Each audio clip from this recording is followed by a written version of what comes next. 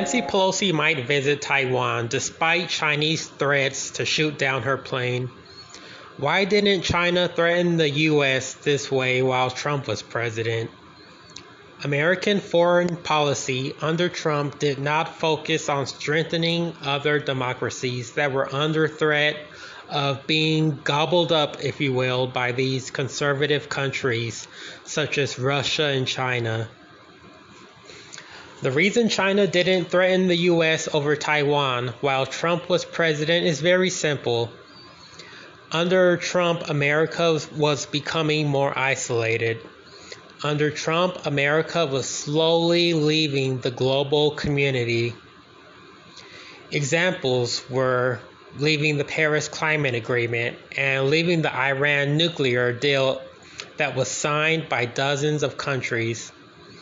Trump even said NATO was a Cold War relic.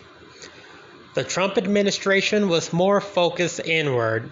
During the Trump administration, the primary targets of the Trump administration became large swaths of the American population. The Trump administration became the anti-LGBTQ party. They became anti-clean energy, anti-diversity, anti-police accountability. All of these things that a huge percentage of Americans supported, the Trump administration was against.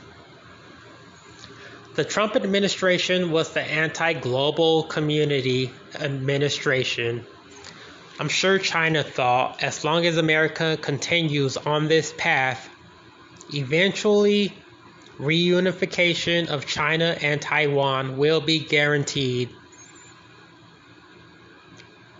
But you see, the thing is, the Taiwanese people, they don't want to become a part of China. The Taiwanese people want to choose their elected leaders.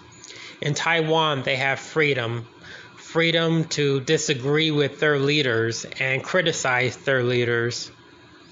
Taiwan also has equality laws where immigrants, minorities, and members of the LGBTQ are treated equally under the law.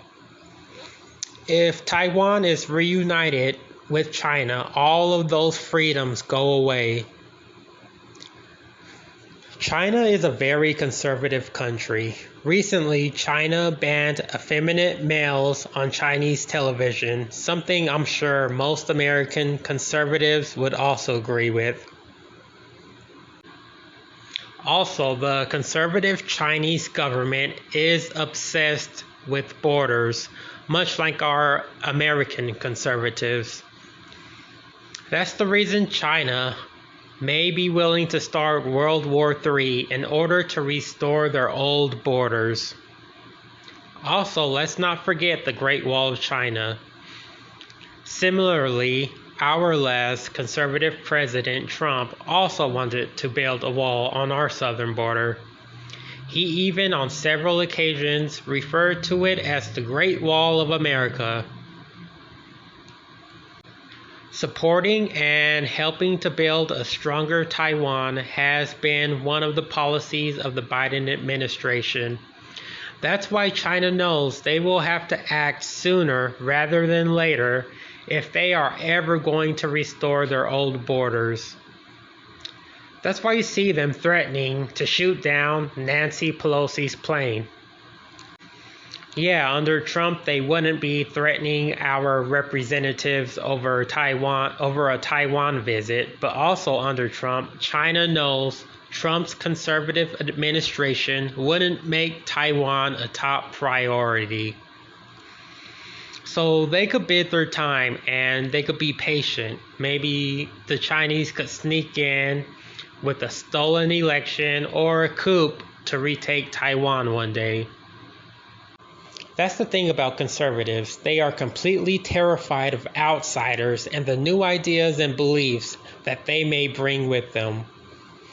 In America, for example, they'll say every immigrant is a MS-13 gang member, even if it's women and small children. So what conservatives will do is try to box in their populations and just overwhelm them and inundate them constantly with the idea that they have to live the same lives as past generations. The culture can never change, beliefs can never change. Everyone has to live as past generations, or else you're a bad person. And any new technologies, they can't be too life-changing, or else that's bad too. The biggest threat to China isn't America, it is Taiwan.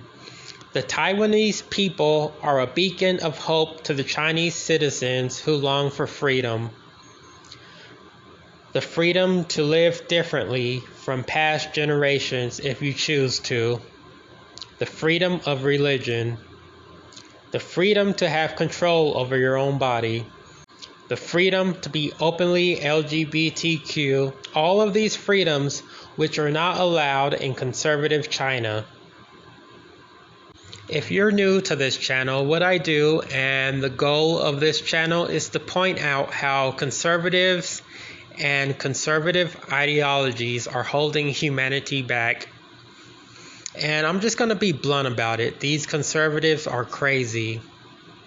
Conservatives, I believe, are a threat to the long-term survival of the human species.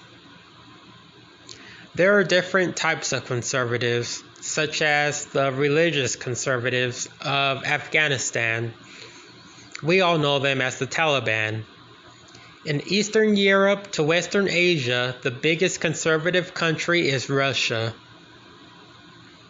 The biggest conservative country in Asia is China.